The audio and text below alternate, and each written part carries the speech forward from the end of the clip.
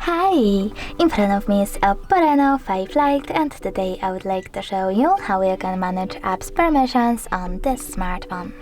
Firstly, go into Settings and choose App Management. Then go into Permission Manager, select one of your phone's features, like location, and pick one of your apps. I will go with Chrome.